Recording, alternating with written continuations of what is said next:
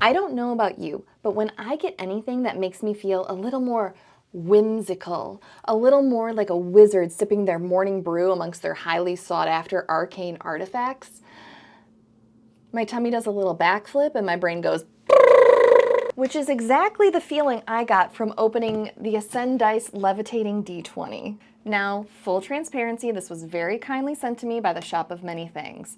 They're not paying me to talk about it and asked for no control or approval in what I say or how I say it. However, if you do want to pick up a floating D20 or something else from their store, there is an affiliate link / code for the Shop of Many Things in the video description. I will earn a small commission, and it'll help keep the candles of my arcane tower burning just a little longer. Shut up and take my money! Now that the disclaimer is out of the way, let's take a look at what's in the box. And if I'm completely honest, this is the nicest box that I have ever gotten a D20 in. It feels like I'm opening an Apple product. In the box, you get a cork mat, power cable, the base, which comes in black and walnut, and one of the 33mm floating D20s. My other 2 dice came in separate boxes, both of which had a small LED in the lid, which is honestly a really magical way to present them. I can't float more than one of these at a time, but I still want to display all 3 dice. There is no instruction manual in the box, but setup is very easy. All I had to do was plug the base into power and align my die with the center of the base. The cork mat definitely helps me align the die consistently. When I don't hit that sweet spot, the die sticks to the base instead, which is much less magical. So, how does it work? Magic. Well, magnetism, but magnets have always felt like magic to me. This image from the Kickstarter campaign explains the science used to create the floating effect. Within the base, there are 4 electromagnets and 4 magnetic field sensors. These create the force which causes the permanent magnet housed within the die to levitate. Around these is a permanent stabilizing magnet, which surrounds the other 4 and does exactly what the name implies. Through a special resin pouring technique, the dice are created around a hollow core. This core houses a freely moving spherical neodymium magnet. This is important to know for the next bit. Because there's no friction applied when the die is on the base, it spins for pretty much forever. You can remove it from the base and roll it on the table. The weight and rollability was taken into consideration when this was being engineered. Unlike other levitating items you see online, the magnet in this one is round. Because of this, you'll get the same randomness to die rolls as you would with a normal D20.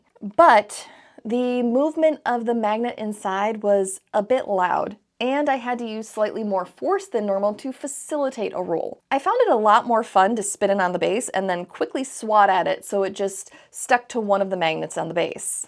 I got a 3. Just make sure you use the cork mat for this so you don't accidentally crack your base. I can think of a few fun use case scenarios for this beyond it just being a piece of interesting, nerdy decor.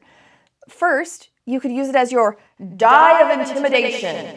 A die that you reach for really important roles.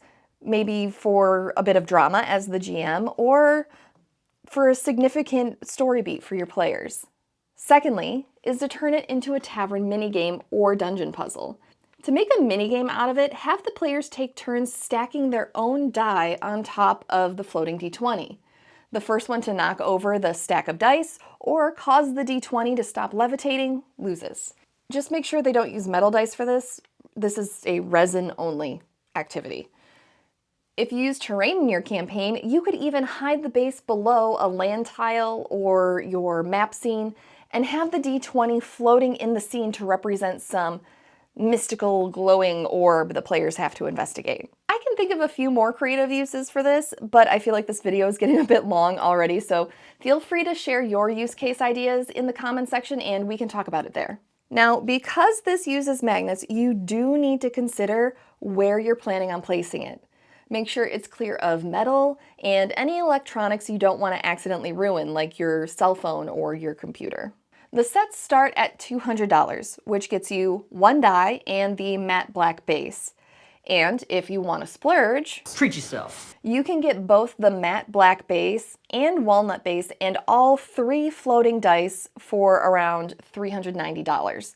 Originally, that full set was $525, but it's currently on sale. Treat yourself. Thanks for taking a little time out of your day to watch this video. Don't forget to feed the algorithm and leave a like on the video, and let me know your opinions on this magical levitating D20.